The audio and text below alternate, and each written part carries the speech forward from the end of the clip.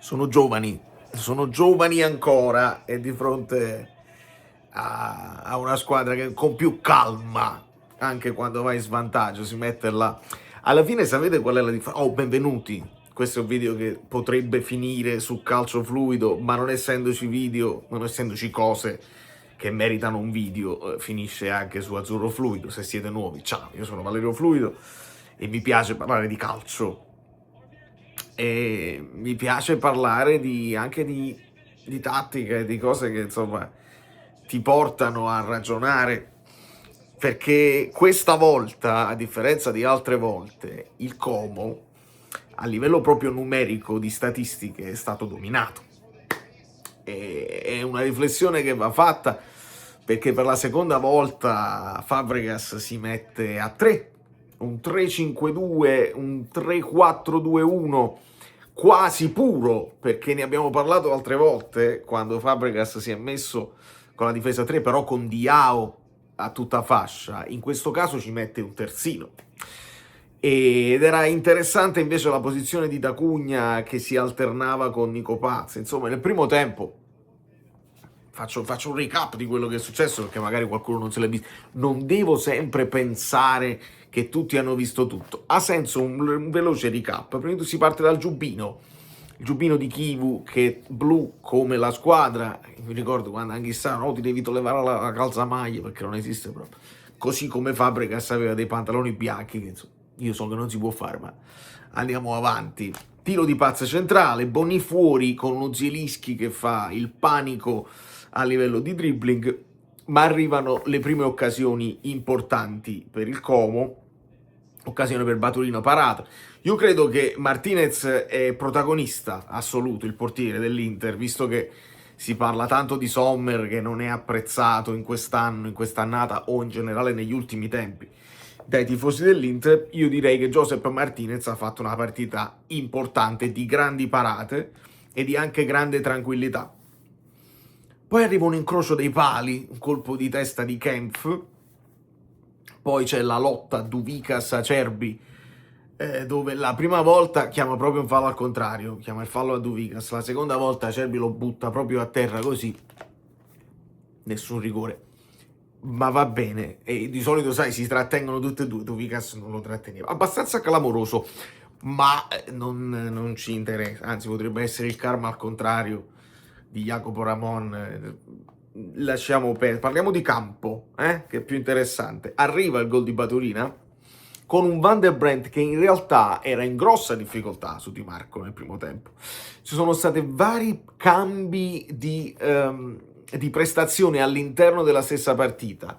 Van der Brent comincia con grande difficoltà, palloni buttati fuori, rimpalli che non gli riescono, e se andate a vedere le posizioni medie era a tutti gli effetti un braccetto aggiunto, perché Di Marco spinge molto e quindi braccetto aggiunto insieme a Jacopo Ramon. Però poi è proprio lui che lascia sul posto Di Marco buttandosi la palla in avanti, un po' ricordate Norton Caffi contro il Napoli, e arriva il gol di Baturina. Dopodiché colpo di testa di Duvikas fuori. L'Inter si comincia a scuotere nel finale di primo tempo con un colpo di testa di Thuram salvato sulla linea da Perrone. Quindi in questo primo tempo più possesso palla, se vogliamo, dell'Inter leggermente, però tirano poco. Il Como nonostante, perché si deve dire nonostante, perché non troviamo una cosa che tu dici è così, con questo modulo non si può dominare, con questo modulo, perché si affrontavano due squadre con la difesa a 3, la ricordiamo il 3-5-2 di Inzaghi. Fabregas cambia assetto, benissimo, ma mantiene quelle caratteristiche di voler attaccare, di essere svelto negli attacchi. Il primo tempo del Como, bene. Arriva anche il secondo, cioè a differenza dell'altra partita dove loro vengono recuperati, ricomincia la rimonta già a fine primo tempo, e si sa che quando fai quel gol ti rientri in campo con più voglia e determinazione e l'altra squadra ha paura. Il Como ricomincia con il gol di Dacugna che è proprio un terzo attaccante aggiunto, fa il centrale quando in fase difensiva, ma quando il Como ha palla va lui in zona Nico Paz e diventa quasi un attaccante esterno, che poi è uno dei suoi ruoli che ha fatto, con Duvikas punto di riferimento centrale e Baturina a sinistra, con Nico Paz che diventa quasi un trequartista centrale. Quindi l'idea era anche sfiziosa e un pochino li hanno messi in difficoltà. Niente di meno, vanno in vantaggio 2-0. Dopodiché, su un errore di Zielinski grave, lo Zielinski sontuoso del primo tempo, quell'azione in realtà, fa l'errore grave, però poi sarà Susic che diventerà Boban Prime, perché è diventato Boban Prime nonostante non tira. C'era stata la prima occasione dove non ha tirato, ha cincischiato un pochino, dice ma vuoi tirà? E il vuoi tirà, secondo me anche Diao ce l'ha un po' sulla coscienza. Se l'avete vista ditemi secondo voi com'è andata. Lasciate un like perché sennò l'algoritmo va in difficoltà, abbiate pazienza se ve lo devo chiedere. Baturina non tira, quindi anche lui. Vaglie salva su Di Marco e qua comincia l'Inter ad andare in pressione feroce. Esce ad un certo punto anche Di Marco, un tiro di Calhanoglu, sai quelli tiri forte, però esce centrale e lo para. Esce Di Marco e si sposta Luis Enrique a sinistra, che si vede che è molto più a suo agio a sinistra quando deve puntare. Entra il Diouf, entra Susic, poi la spinta Carlos Augusto si spinge un po' più avanti, insomma quello che poi alla fine farà la differenza è Susic, perché libera anche la possibilità di Di Marco di andare in altre posizioni e non fare solo regia in mezzo ai due centrali, ai centrali, tant'è vero che arriva il primo gol di Calhanoglu su assist di Susic, che prima non aveva tirato ma poi gliela gira bene, e c'è la deviazione di Ramon, deviazione fondamentale perché il tiro finisce proprio nell'angolino. Diao ha l'opportunità di segnare da solo davanti a Martinez e gliela spara addosso, e purtroppo queste cose fanno la differenza. Noi possiamo parlare di moduli quanto vogliamo noi, possiamo parlare di fa gol, devi segnare, altrimenti così.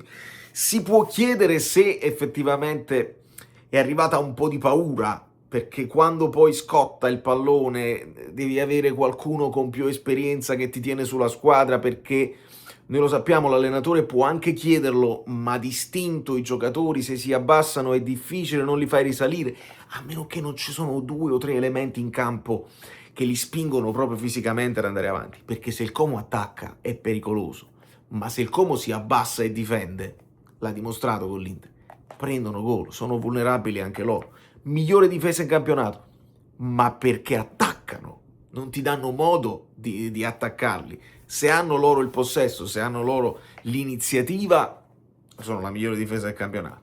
Contro l'Inter invece continuano a prendere goleade, e bisogna dirlo purtroppo. Calhanoglu, Diao l'abbiamo detto, poi arriva il secondo gol di Calhanoglu di testa, che è l'insospettabile, nessuno lo ha seguito, lo ha marcato, credo ancora Susic con un altro pallonetto, e poi arriva pure il gol di Susic, perché in mischia succede la qualunque. Bene Baturina, bene D'Acugna. Nell'Inter non ci sono state prestazioni folgoranti di quelli che erano in campo. Thuram è cresciuto un pochino nel finale quando si era sistemata la situazione. Bonni, lo stesso Di Marco, Calhanoglu ha fatto la differenza, Susic ha fatto la differenza, e tutti gli altri un po' così. Sicuramente il portiere ha messo le mani su questa finale, che domani riguarderà Atalanta e Lazio, e vediamo chi finirà in finale. Onestamente 2 trofei, ecco, questo sposta molto quello che sarà poi il giudizio finale su Chivu, perché leggendo in giro quando stavano perdendo, Chivu adesso solo un trofeo, come fallimento eccetera eccetera, un trofeo l'abbiamo vinto anche noi, se ne mette 2 diventa più pesante il personaggio e guadagna di quella credibilità che l'hanno costruito anche a tavolino, per quanto mi riguarda, perché io me le ricordo, il racconto proprio anche dell'ambiente nazionale, no? Chivu molto bene, benissimo, poi è arrivata, però Chivu non lo so, eccetera, eccetera, poi sono ritornati ai loro livelli, Chivu è grande, purtroppo il Chivu per il mal di testa io me lo ricordo, è la bellezza di internet, le cose che uno dice restano e cambiano, se cambiano in base al risultato uno lo sa. Però il secondo trofeo sicuramente, se riescono a prenderlo, rende quella stagione che prima tutti dicevano l'Inter comunque sbagliando tutti gli scontri diretti, è uno degli scudetti più brutti, e questi sono scontri diretti e quindi sale la quotazione dell'Inter, non si può dire altrimenti, non si può dire altrimenti. E dobbiamo accettarlo che erano più forti a prescindere da quella che era la guida tecnica, e hanno giocatori che fisicamente, che quando impattano, e non c'è niente da fare. Hanno steccato degli scontri diretti sicuramente, però quando annienti tutte le piccole e quando rendi il Como una squadra piccola, meritano, diciamolo senza problemi, e non sentiamoci anche in dovere, dovevamo ammazzarli perché sono scarsissimi.